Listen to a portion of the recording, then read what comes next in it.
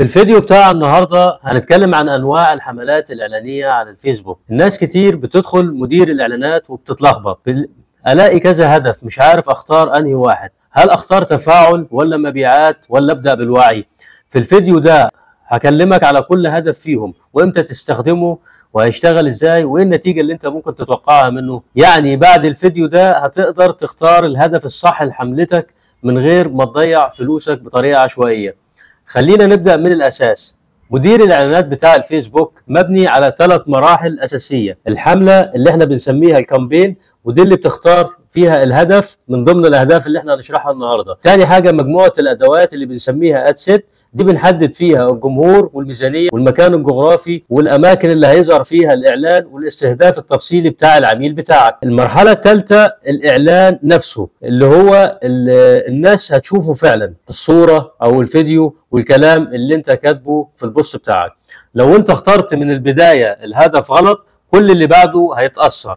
يعني لو مثلا اخترت هدف التفاعل، فيسبوك هيوصل اعلانك غالبا للناس بتعمل لايك وكومنت، مش الناس اللي بتشتري، وده معناه ان النتيجة تفاعل بس مش مبيعات. فالموضوع كله بيرجع لاختيار الهدف الصح من البداية.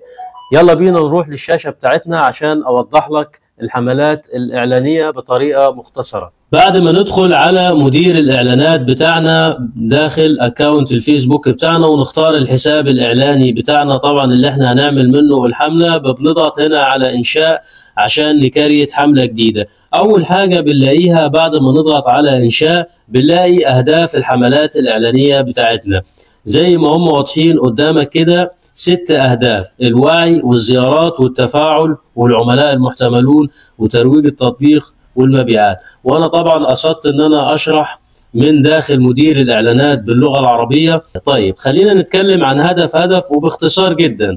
يعني لو جينا اتكلمنا عن الهدف الأول اللي هو الوعي، أول نوع عندنا حملة الوعي. دي فكرتها إن أنت بتقول للناس أنا موجود.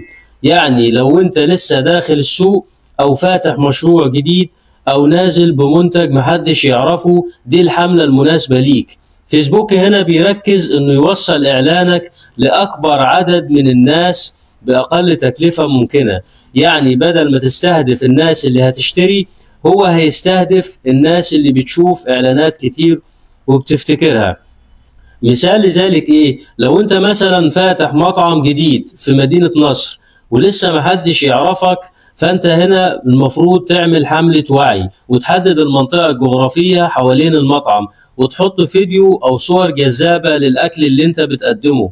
الهدف هنا مش إن الناس تحجز أو تطلب، لا، الهدف هنا إن هم يعرفوا إن في مطعم اسمه كذا، ويبدأ طبعا الاسم بتاع المطعم ده يدخل دماغهم على السوشيال ميديا. النتائج اللي هتشوفها في التقارير هتكون زي عدد مرات الظهور الامبريشنز وعدد الناس اللي شافوا الإعلان الريتش، بس طبعا مش هتلاقي تفاعل كبير أو زيارات لأن ده مش الهدف. الهدف بتاعنا هنا هو الوعي، يعني الوعي بالعلامة التجارية الجديدة بتاعتك.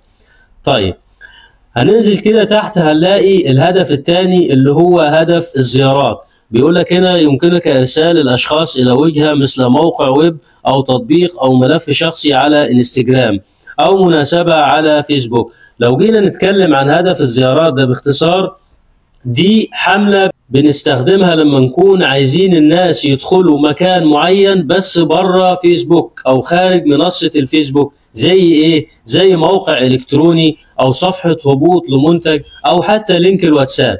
فيسبوك في النوع ده بيستهدف الناس اللي عادة بيضغطوا على اللينكات، يعني مش بالضرورة يشتروا بس هم بيحبوا يفتحوا الروابط ويستكشفوا. مثال لكده، لو انت عندك متجر إلكتروني بتبيع فيه منتجات ولسه عايز الناس تدخل الموقع وتشوفه، اعمل حملة زيارات. هتحط لينك المتجر في الإعلان وتستهدف جمهور مهتم بنوع المنتج بتاعك. في التقارير هتشوف عدد الكليكات اللي حصلت وممكن تشوف كمان وقت الجلسة أو رابط الموقع. لكن خد بالك، حملة الزيارات مش معناها الناس هتشتري، ممكن يدخلوا ويخرجوا من غير ما يعملوا أي إجراء. فهي هتكون مناسبة جدا لمرحلة التوعية الثانية بعد ما الناس طبعا عرفت البراند بتاعك. طيب النوع الثالث من الحملات هو نوع التفاعل. نوع التفاعل ده يعتبر من اكتر الانواع اللي الناس بتحبها، لان طبعا بتدي نتيجة سريعة. الهدف هنا ان فيسبوك يوصل اعلانك للناس اللي بتتفاعل، يعني اللي بيعملوا لايك، كومنت، شير، او حتى ضغطوا على زرار.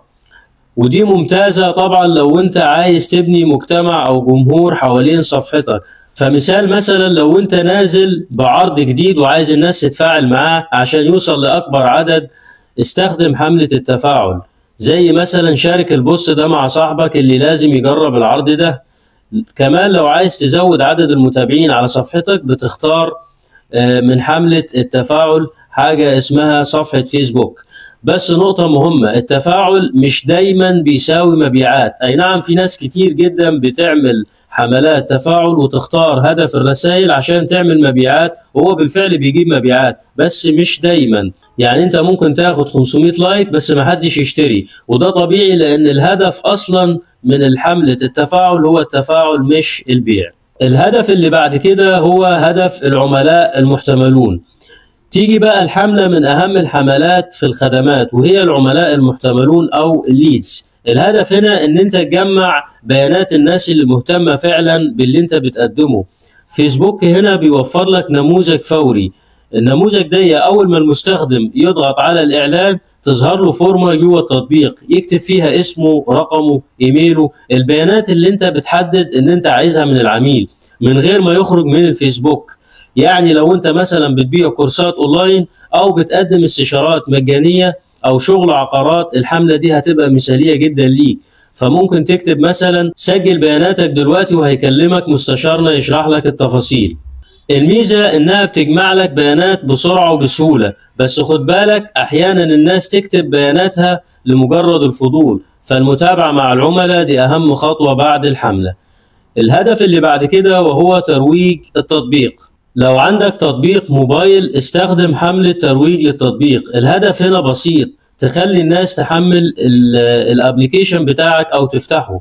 فيسبوك هنا بيستهدف الناس اللي عندهم سلوك انهم ينزلوا تطبيقات.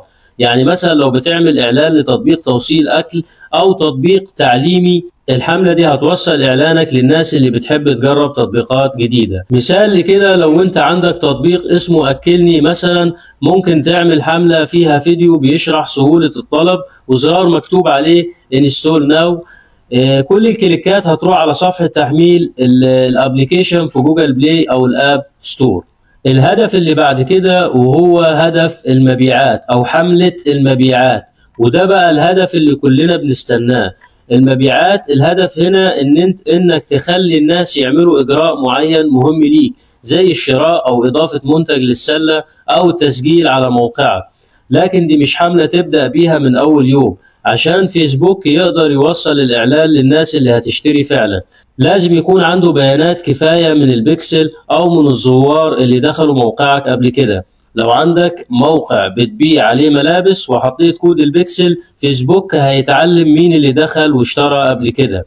وبعد كده لما تعمل حملة مبيعات هيبدأ يوصل اعلاناتك للناس اللي شبههم، اللي احنا بنسميها الجمهور المشابه او لوكالايك اودينس. ودي اكتر حملة بتدي عوائد مباشرة لو معمول اعدادها صح. وبكده يا جماعة يبقى احنا عرفنا نبذة عن كل الحملات الإعلانية من داخل مدير الإعلانات. اللي أنا عايزك تفهمه إن مفيش حملة أفضل من التانية، إنما في حملة أنسب لهدفك الحالي. لو فهمت المراحل دي هتعرف تخلي الإعلانات تشتغل لمصلحتك وتجيب لك نتيجة حقيقية.